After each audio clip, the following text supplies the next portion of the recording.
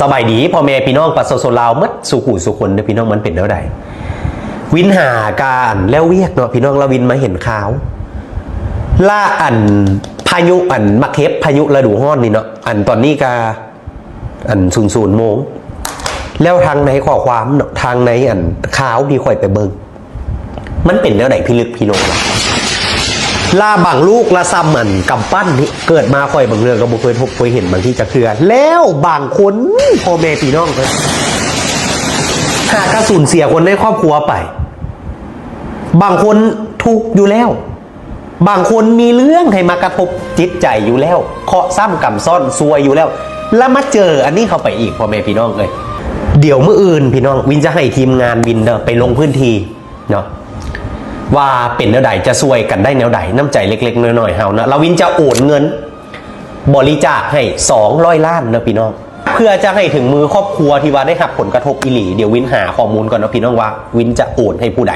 เพื่อไปมอบให้เนาะเป็นตัวแทนของวินเพราะวินกาบริยูเนาะพี่น้องถึงวินจะปฏิบัติภารกิจอยู่หลายประเทศวินกาจะส่งเป็นกำลังใจไปแล้วขอเป็นกำลังอกกำลังใจพี่น้องทุกครอบครัวที่ว่าได้รับผลกระทบในเหตุการณ์ครั้งนี้พี่น้องผ่านวิกฤตนี้ไปให้ได้เด้อพี่น้องสู้ๆขอเป็นหนึ่งกำลังใจให้เด้อพ่อแม่พี่น้องเอ้ยสู้ๆหมู่เจ้าทั้ง3คนเพิ่นก็ร่วมบริจาครวมกันทั้งหมด411 ล้านกีบเนาะพี่น้องก็เป็นเงินที่มหาศาลแฮงเนาะพี่น้องเนาะก็มี3คนดังของประเทศลาวเนาะพี่น้องเพิ่นก็ได้ยื่นมือเขามาช่วยเหลือพี่น้องประชาชนที่ได้รับผลกระทบเนาะพี่น้องเนาะบอกเลยเห็นแล้วก็ชื่นอกชื่นใจนะพี่น้องใส่คำว่าคนลาวเฮาก็บ่ได้แลกน้ำใจเนาะสบายดีพี่น้องสวัสดีค่ะพี่น้องจ้ามื้อนี้มาพบกับช่องสาวหลาชาแนลอีกแล้วเด้อมาพบมาพ่อสาวหลาอยู่เพื่อนเด้อพี่น้องสาวหลาก็ถ่ายคลิปอยู่เฮือนครัวเนาะให้คนน้อยเบิ่งการ์ตูนอยู่ด้านในเนาะพี่น้องสาวหลาก็บ่ได้ไปไสพี่น้องจ้าอยู่เฮือนเอาลูกคือเก่าพี่น้องจ้าแต่ละมื้อแต่ละวันมากกับเบิ่งข่าวนี่แหละพี่น้องสถานการณ์โลกเฮาก็ช่วงนี้ก็ปั่นป่วนแฮงเนาะพี่น้องบ่ว่าสิเป็นประเทศใดก็ตามเนาะพี่น้องเนาะเรื่องน้ำมูกน้ำมันก็ใส่คำว่าวิกฤตแล้วนะพี่น้องสถานการณ์ก็ยังบ่ทันฮู้จุดจบเนาะพี่น้องบ่ฮู้ว่าสิยืดเยื้อไปส่ำใดเนาะพี่น้องคืออย่างประเทศลาวก็มรสุมหลายอย่างพี่น้องบ่ว่าสิเป็นเรื่องน้ำมันที่ขาดแคลนบ่ว่าสิเป็นราคาน้ำมันที่พุ่งตัวสูงบ่ว่าสิเป็นราคาเขาของเครื่องใช้ที่แบบว่าดีโตนะพี่น้องใส่คำว่าขาของชีพพุ่งแห้งอยู่บ้านสลาช่วงนี้เนาะพี่น้องแหงมาล่าสุดพี่น้องจ๋าภัยธรรมศาสตร์ก็ยังมาซ้ำเติมชีวิตประชาชนอีกนะพี่น้องใส่คำว่าโง่หัวบ่ขึ้นเลยนะพี่น้องจักสิไปทางใดต่อเนาะพี่น้องเนาะสลากะเคยเห็นแต่ในต่างประเทศอะไรพี่น้องพอมาเห็นอยู่บ้านเจ้าของก็บอกเลยว่าโคตรคู่เนาะพี่น้องใส่คำว่าอีต้นสงสารเนาะพี่น้องเนาะจักสิเฮ็ดอย่างใดจักสิไปต่อกันอย่างใดนะพี่น้องจักไผสิมาซอยเหลือไผนะพี่น้องณตอนนี้บอกเลยว่าแต่ละคนกับซอยเหลือตัวเองเนาะพี่น้องเนาะก็ยังสิบ่ไหวแล้วพี่น้องจ้าคืออย่างสถานการณ์ล่าสุดเนาะพี่น้องสลากก็ได้ลงคลิปไปได้ละเกี่ยวกับ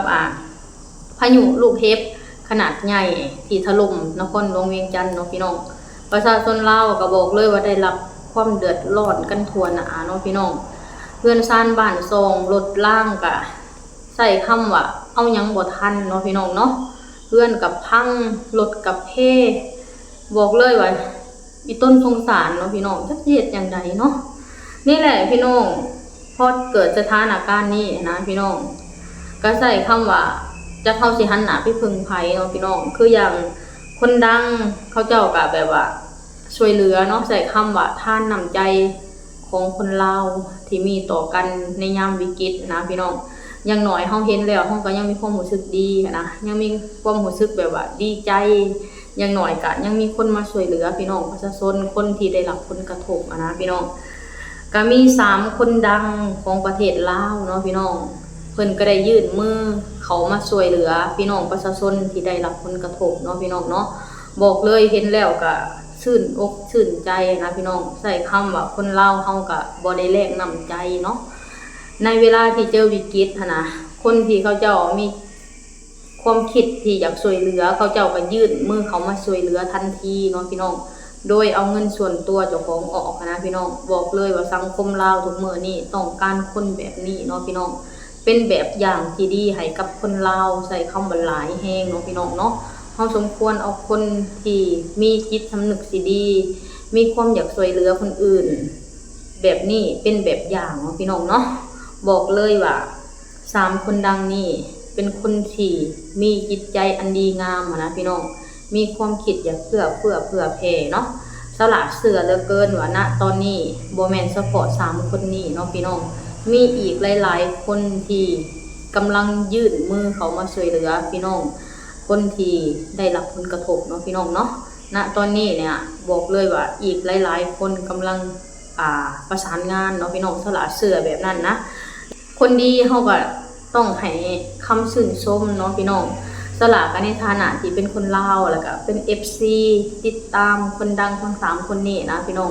บอกเลยว่าสละก็ต้องขอบคุณขอบใจจากใจเนาะขอบคุณขอบใจในความมีน้ำใจของทั้ง3คนเนาะขอให้ทั้ง3คนประสบพบเจอแต่ความสำเร็จในชีวิตเนาะพี่น้องค้าขายง่ายมืออีหยังก็ตามก็ขอให้รุ่งขอให้เจริญขอให้ขายหมานขอให้ขายหิ้งขายหมานขอให้ดังๆปังๆไปกว่านี้เนาะพี่น้องเนาะโอเคพี่น้องเดี๋ยวสละสิอ่านให้พี่น้องฟังเด้อว่าเป็นไผนี่เนาะพี่น้องเนาะขอชมเชย3คนดังหมอนิดบ่าววินเจนางที่ร่วมช่วยเหลือผู้ประสบภัยที่ได้รับผลกระทบจากพายุลูกเห็บของท่านนี่พี่น้องทั้ง3คนเพิ่นก็ร่วมบริจาครวมกันทั้งหมด411 ล้านกีบเนาะพี่น้องก็เป็นเงินที่มหาศาลแฮงเนาะพี่น้องเนาะเดี๋ยวสละสิไปอ่านให้พี่น้องฟังว่าแต่ละคนเพิ่นบริจาคเพิ่นช่วยเหลือส่ำใดเนาะพี่น้องเนาะสมเชยหนุ่มวินหมอนิดและเจนามพอใจ3อินฟูลาวร่วมกันช่วยเหลือประชาชนที่ได้รับผลกระทบจากพายุหมากเก็บตกรวมมูลค่า411 ล้านกีบดังที่ฮู้นำกันแล้วว่าในเวลาประมาณ 16 โมงปลายของวันที่22 มีนาปี 2026 ที่ผ่านมานี้ได้เกิดภัยพิบัติธรรมชาติ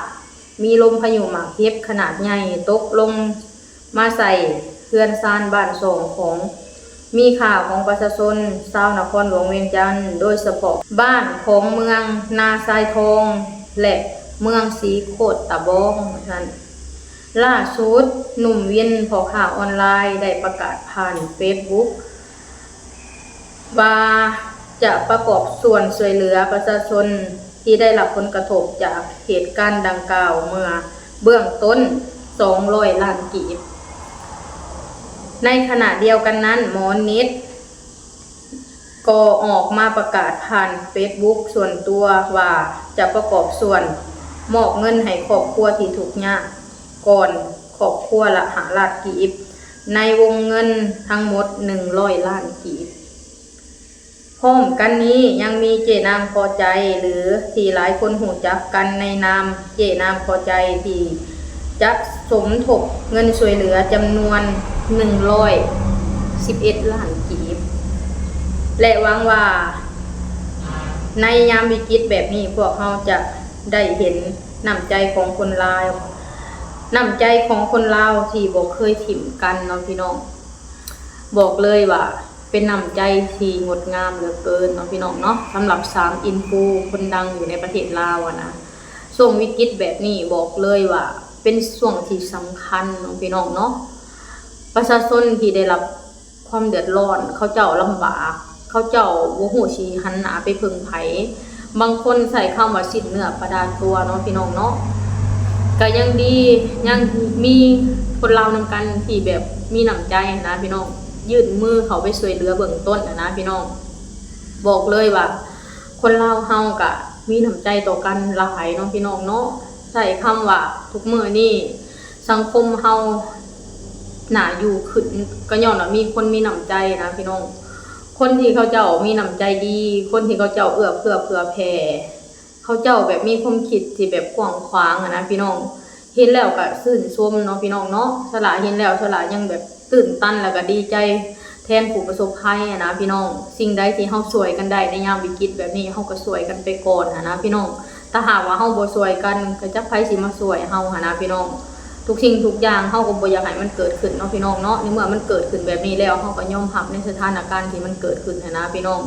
เฮาก็ต้องสู้ต่อไปเนาะพี่น้องเนาะสละกันในฐานะที่เป็นคนลาวนำกันเนาะพี่น้องเนาะสละก็ขอเป็นกำลังแรงใจให้พี่น้องชาวลาวทุกคนที่ประสบภัยเนาะขอให้ผ่านวิกฤตนี้ไปไวๆและการสละก็เชื่อในความมีน้ำใจของคนลาวเนาะพี่น้องเนาะสละเชื่อว่านอกเหนือจากอินฟู3คนนี้